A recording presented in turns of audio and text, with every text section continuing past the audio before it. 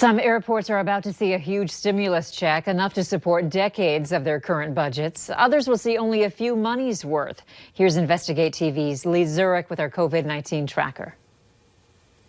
Nearly $17 million of taxpayer money is going to this small airport in northeast North Dakota. It would be enough money to fund Devils Lake Regional Airport's operating budget for the next 49 years. Does the allocation of money make sense to you? The allocation doesn't make much sense to me.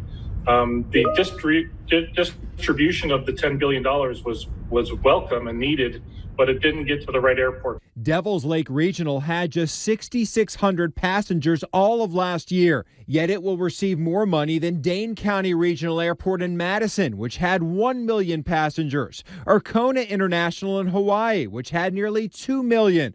The reason why, what airport consultant Mark Sixel calls a funding flaw. The FAA used several categories to calculate the emergency funding sent to each airport. One, a formula comparing cash in the bank to debt.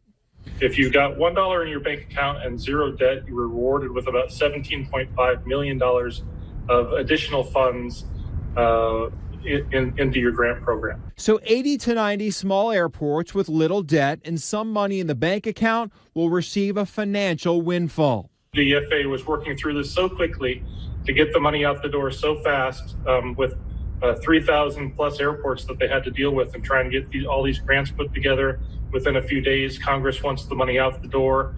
These airports need the funding to keep their operations going. But it was just a mistake in the math, a mistake in the calculations, and it wasn't caught before the grants were awarded. Of airports allocated more than $500,000, Northern Colorado Airport will receive the most money per passenger, $6,600. Compare that to the airport in Charlotte, just $6.08 for every passenger.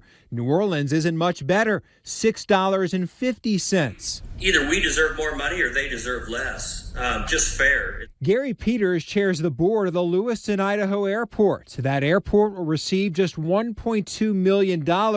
A competing airport 45 minutes away with a similar passenger count will get more than $18 million. We just want it to be fair. I have a hard time complaining about receiving any money because it's $1 million more than we had 2 weeks ago.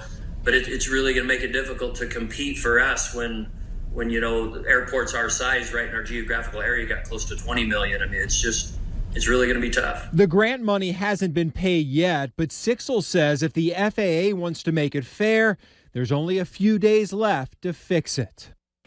The FAA would not respond to our questions about the specific part of the funding equation in question here. Fargo Hector Airport is set to get over $21.5 million in funding through the program. That's about $50 per passenger who gets on a plane here each year. Up next, we continue to honor local senior athletes who've had their careers cut short.